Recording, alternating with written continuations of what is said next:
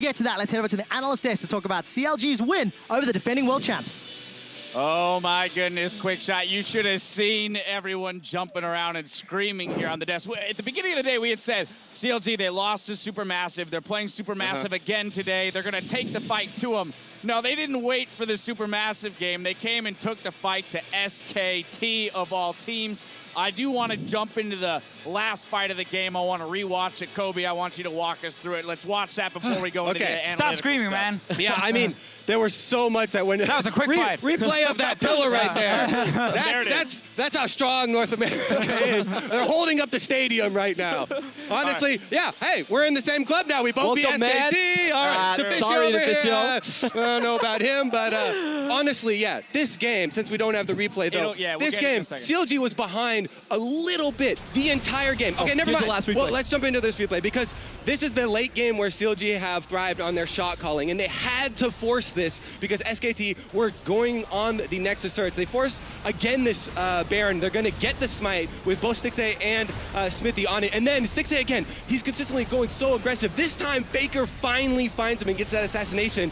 But the Azir and Janna, CLG draft these two defensive really big ultimates that they're able to use to keep Huhi alive this time. They've got two late game damage threats, and they're able to pin Faker against that wall with the pink ward to take him out. Bang also arcane shifted into the Baron pit, and they took him out right after Stixxay went down. Two other things as well. Duke was debating, should I go back and get home guard, should I try and finish? He actually comes in extremely late with the teleport right there. Darshan is instantly in there, and he also stuns the Kindred into the wall. No ulti from Blank because Darshan ulted him himself and knocked him into the wall. A lifetime of split pushing is the experience that Darshan has. Literally, that's his League of Legends play for 5 years. Yeah, very much so. He was instant on coming in. I just want to make a quick note. We will be talking to Aphoromoo and Huhi in just a moment, but we're going to continue to break down this game. Now it's time to take it all the way back to Champions League and work our way to that final fight, because that was a long game, and it took a while for CLG to get into the position to win a fight like that. So, Clemens, start me off. Champion select here, that Nidalee first pick. Thoughts? Yeah, well, the Nidalee first pick hasn't really worked in this tournament. When we're seeing traded with Kindred, Kindred is actually 7-2 now in this tournament, so Kindred is it's a much better pick. And also the blind Azir into Faker LeBlanc.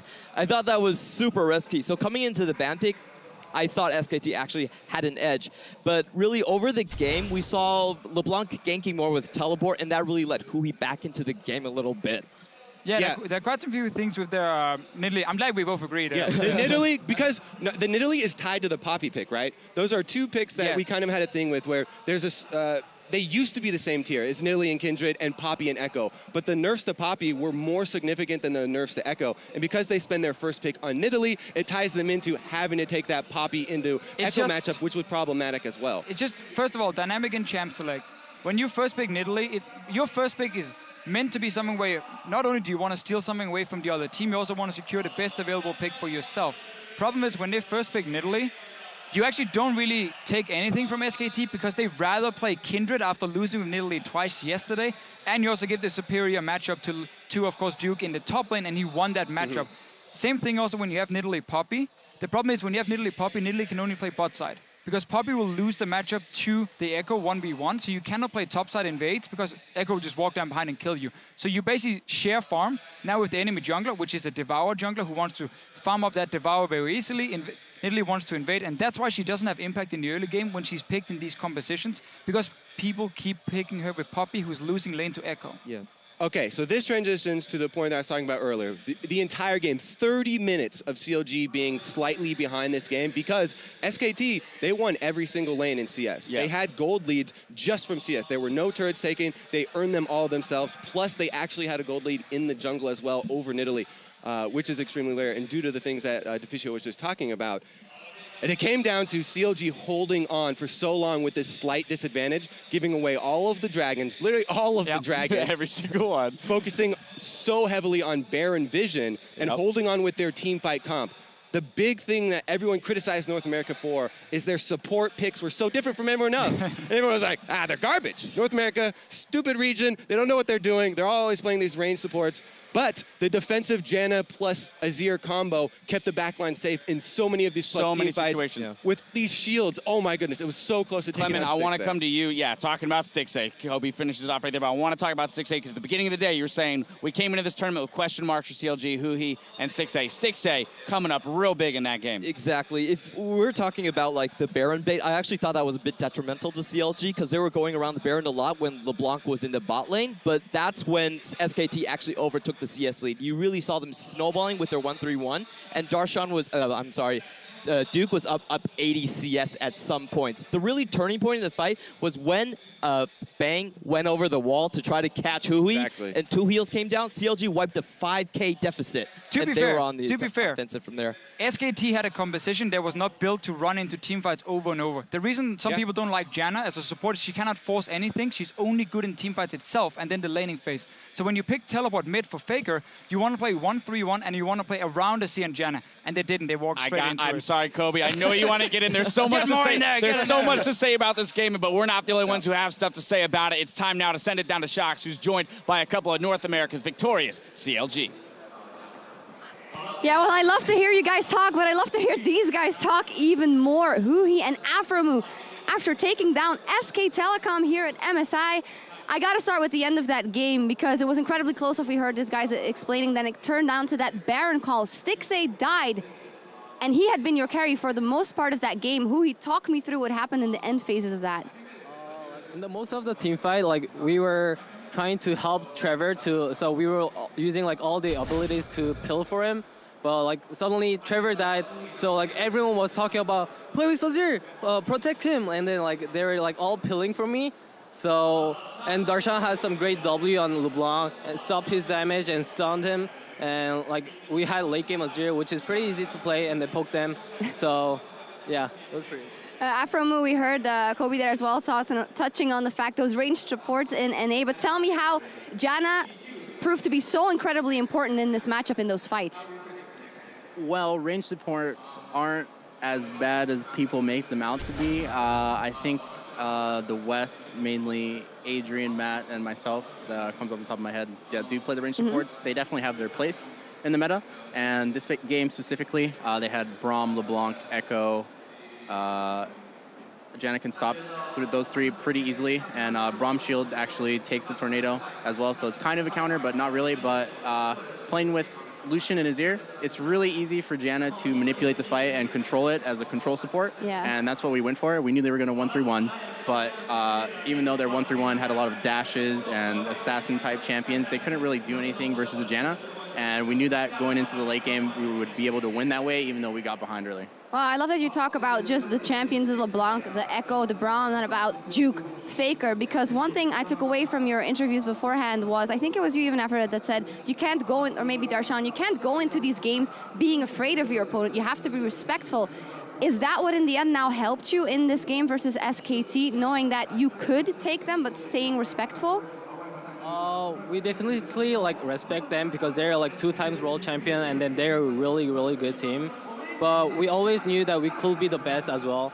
So coming to this tournament, like we had the motto like fear none, but respect all. So yesterday it kind of went off, but today we just like had a new mindset, and then we talked about as a team again for like 1 hour again. So yeah. We weren't afraid at all. In some way, did you maybe need that loss yesterday versus Supermassive to kind of reinforce what you'd set for yourself in the tournament? Losing definitely hurts, but all the teams here are the best in their region, so there's no reason to not respect them. And I thought they played actually really well yesterday. Their bot lane is pretty good. I would rank them top 3 bottom lanes here at the tournament right now. So we just got outplayed yesterday. All right, just a couple of more questions. Huhi, of course, a lot of focus is on you and Stixxay as the new players coming in and that international experience. There's been a lot of criticism as well. How do you think you have done so far?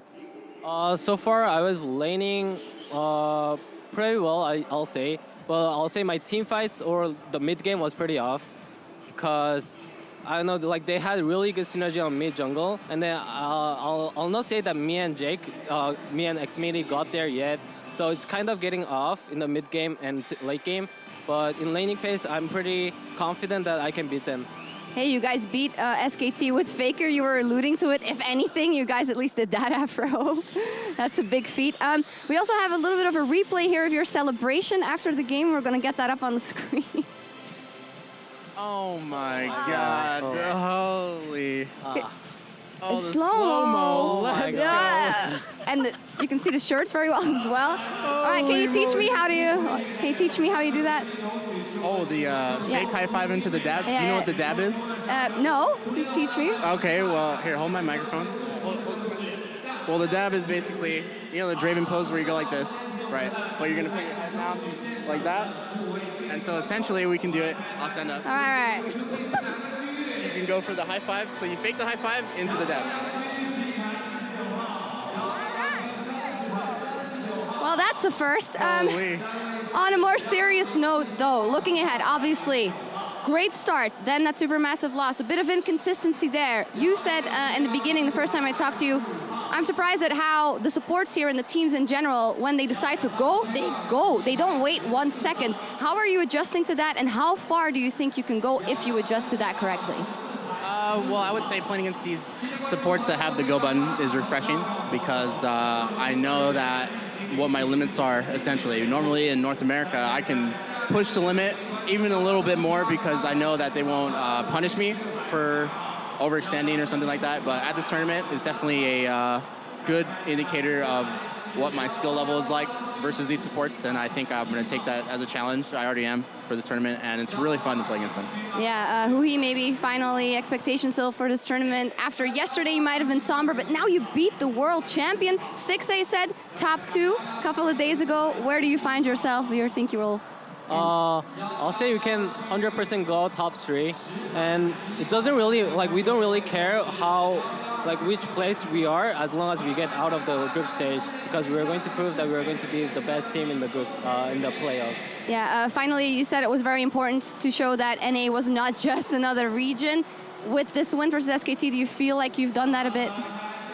Kind of a little bit. We've shown that we can beat SKT. That's good, but these are group stages, so they're best of ones, and I think the best of 5 playoffs will definitely show a lot more. But if we can show that we can beat them in the group stages, that means that we have a big morale boost, confidence boost, that we can win the whole tournament. Yeah, just fantastic performance overall from you guys. Congratulations. CLG taking down the world champion. Unbelievable almost. We're going to take a quick break. We need it after that here at MSI 2016. But when we come back, G2 Esports takes on Supermassive. So don't go anywhere.